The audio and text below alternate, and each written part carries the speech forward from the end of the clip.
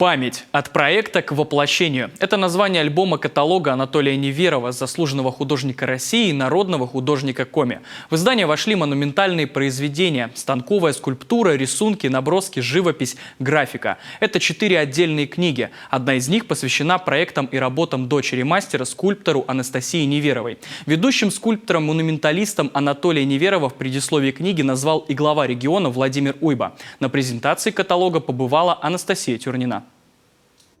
Это издание – осмысление творческого пути художника, который большую часть своей жизни посвятил служению искусству. Анатолия Неверова называют ведущим мастером скульптуры современности, одним из патриархов изобразительного искусства в Коми.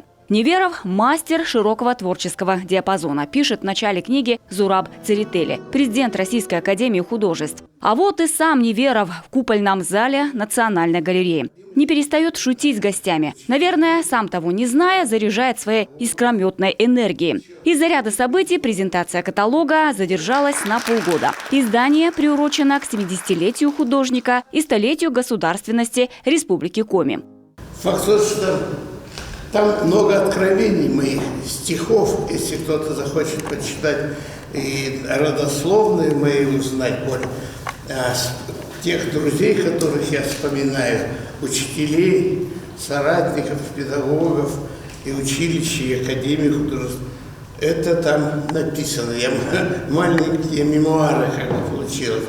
Автор признается, альбом готовился непросто, потратил на него целый год. Было много идей и мнений. Самое главное – желание, чтобы читатель познал всю кухню мастерства.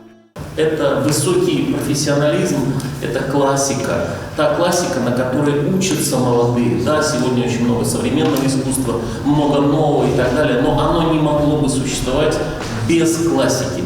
На обложке монументальных произведений одной из частей альбома каталога всем нам известный «Скорбящий воин». Этот монумент посвящен воинам, погибшим в локальных войнах и конфликтах. Язык скульптора мощный и ясный. Работа Анатолия Неверова 1997 года.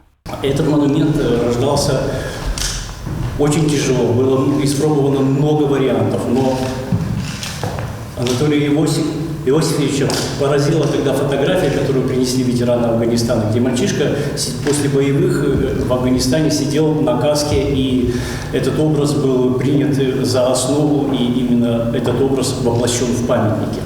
Альбом полный и сочный, говорят гости презентации, и добротный. Не только как типографическое издание, но и как исторический справочник Коми. Альбомы, посвященные художнику, мастеру и его произведениям, это отдельная категория презентационных книг, поскольку они не только богато иллюстрированы, снабжены очень достойными текстами, не только они представляют творчество художника, его творческий путь, но еще и воспитывают вкус, приобщают к истории нашей замечательной республики. Среди известных лиц, героев скульптур в альбоме много знакомых монументов. Вот наш Сан Саныч. Памятник защитнику сирот из гранита и бронзы, оказывается, Неверов изваял еще в 98-м. Под каждой фотографией подробная информация. Безусловно, на презентации говорят и о монументе Ивану Морозову. Ну а как в этом большом деле без мастера Неверова? Он возглавил творческую группу скульпторов. Вот если бы в Неверове не было, как ранее Владимир сказал, вот этой широты натуры, этого тепла и этого какого-то могучего такого начала человеческого, то, наверное, бы не то, что не получилось, но это было бы не тот художник. Это помножено мастер и еще гражданин. Понимаете, пройдет 10, 50 лет, да? Еще больше нас не будет. А памятник Морозову из целой эпохи, он будет. Будет вопрос, кто ваял памятник.